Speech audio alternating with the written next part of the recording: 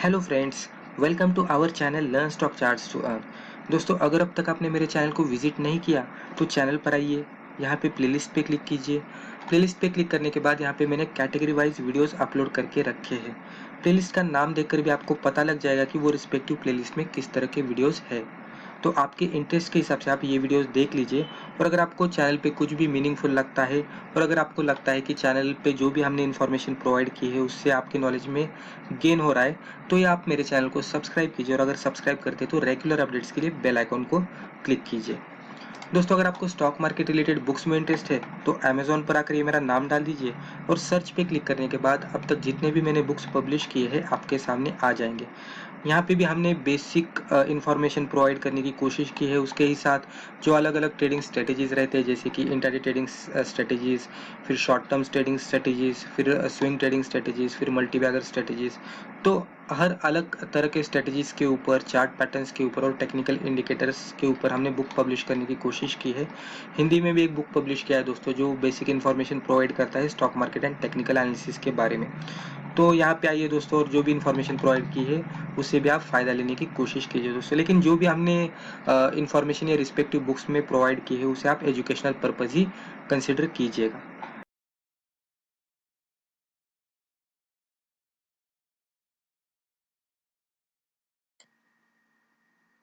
तो चलिए दोस्तों, आज का टॉपिक शुरू करते हैं। दोस्तों, जैसे कि आपने टाइटल में देखा होगा कि आज की वीडियो में हम इस तरह का स्टॉक देखेंगे जो कि एक पर्टिकुलर पैटर्न में ट्रेड कर रहा है।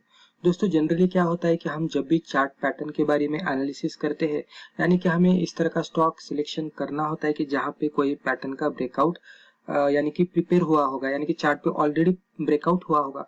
तो इस तरह का स्टॉक ढूंढना हो तो हम जनरली क्या करते हैं कि उस तरह का पैटर्न ढूंढने की कोशिश करते हैं और फॉलोड बाय ब्रेकआउट भी देखने की कोशिश करते हैं।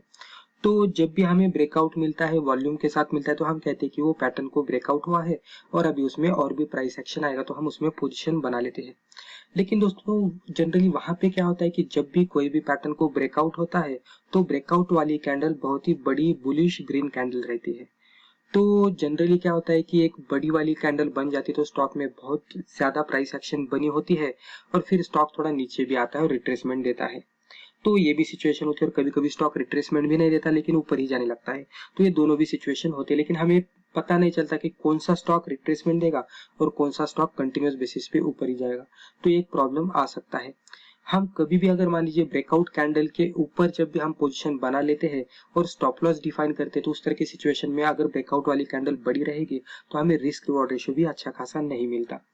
तो इस तरह की सिचुएशंस बहुत बार आ सकते हैं हम जब भी पैटर्न ब्रेकआउट के ऊपर ट्रेड करते हैं। तो दोस्तों, कभी कभी ये भी बेहतर हो जाता है कि पैटर्न ब्रेकआउट से पहले ही पैटर्न को आइडेंटिफाई करके उसमें पोजीशन बनाए।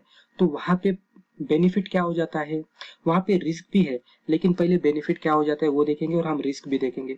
तो बेनिफिट क्या हो जाता है, मान लीजिए ये पैटर्न सक्सेसफुल होता है और आगे जाकर ब्रेकआउट देता है, तो अर्ली एंट्री हो जाती है हमारी। वहां से स्टॉप लॉस हमारा नजदीक हो जाता है तो automatically risk reward ratio favourable हो जाता है। और मान लीजिए ब्रेकआउट बनता है तो एक ब्रेकआउट वाली कैंडल फिर आगे जाकर प्रिपेयर होती है।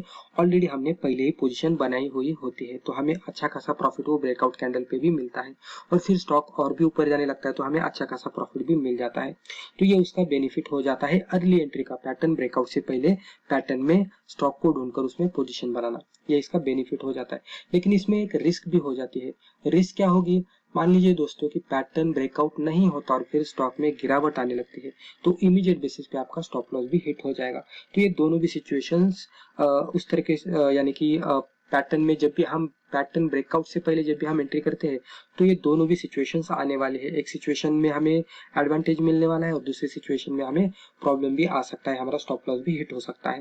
राइट, तो इस तरह की सिचुएशंस बन सकते हैं।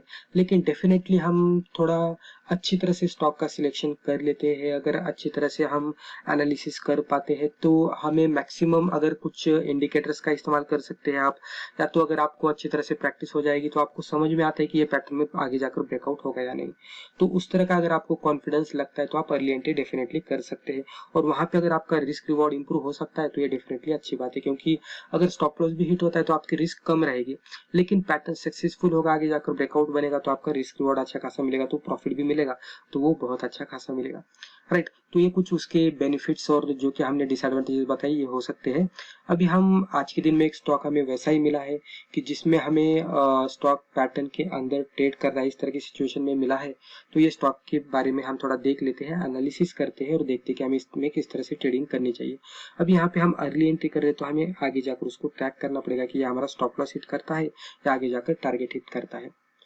दोस्तों, इसका एनालिसिस शुरू करने से पहले कहना चाहूंगा कि अगर आपको हमारे चैनल की मेंबरशिप ज्वाइन करनी है तो ये वीडियो के नीचे सब्सक्राइब बटन के बाजू में आपको एक ज्वाइन बटन मिल जाएगा। उस पर क्लिक करने के बाद आप हमारे चैनल के मेंबर बन सकते हैं। वहाँ पे एक वीडियो भी आपके सामने आएगा, उसे अगर आप देखेंगे तो वहाँ पे हमने अच्छी तरह से एक्सप्लेन करने की कोशिश की कि किस तरह के प्लान हमने आपके लिए बनाए हैं। तो आपके यानी कि जरूरत के हिसाब से आप रिस्पेक्टिव प्लान ज्वाइन कर सकते हैं। तो चलिए अभी दोस्तों यहाँ पे हमने जो स्टॉक लिया है वो गोदरेज प्रॉपर्टीज का है। यहाँ पे आप स्टॉक का नाम देख सकते हैं, ये कैंडलस्टिक चार्ट है और ये डेली चार्ट है।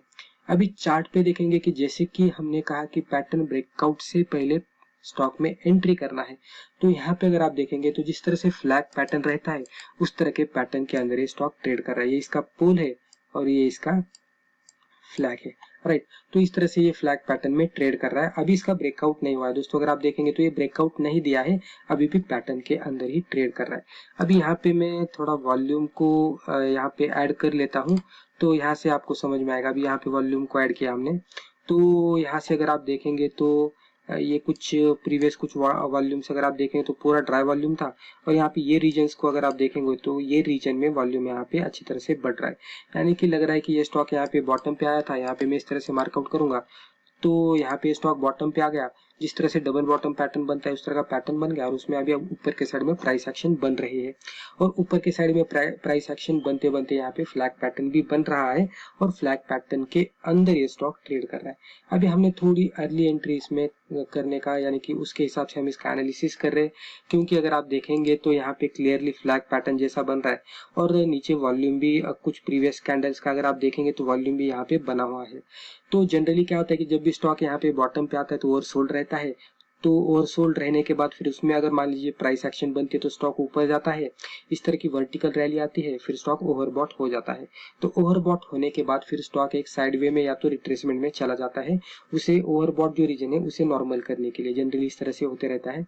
जब भी वो नॉर्मल हो जाएगा, उसका ओवरबॉट का जो सिचुएशन रहता है अगर वो यानी कि मान लीजिए कि नॉर्मल होगा तो फिर वो अगली रैली देने के लिए तैयार रहता है। तो इस तरह की सिचुएशन रहती है कि रैली आएगी, फिर थोड़ा साइडवे में जाएगा तो या तो वो थोड़ा करेक्ट होगा या तो रिट्रेसमेंट देगा और फिर उसमें अपर साइड में मूवमेंट आएगी। इस तरह से वो फ्लैग बनाते बनाते ट्रेड करेगा, जिससे कि हम कहते हैं कि higher top higher bottom, higher top higher bottom pattern बनाते बनाते वो ट्रेड करेगा। तो इस तरह की सिचुएशन को कंसिडर करते हुए हमने स्टॉक का एनालिसिस कर रहे हैं, हम इसका सिलेक्शन किया है। अभी देखेंगे तो ये फ्लैग पैटर्न के अंदर ट्रेड कर रहा है। अभी इसमें अगर हम कंसिडर कर लेते हैं कि आगे जाकर इसमें अगर ब्रेकआउट बनता है और ब्रेकआउट सक्सेसफुल होता है, अच्छी खासी बुलिश कैंडल के साथ, ग्रीन कैंडल के साथ ब्रेकआउट होता है, इस तरह का हम कंसिडर करके इसमें पोजीशन बना लेते हैं तो ये जो मार्केट प्राइस चल रही है, करंट मार्केट प्राइस, तो ये प्राइस पे हम पोजीशन बना सकते हैं।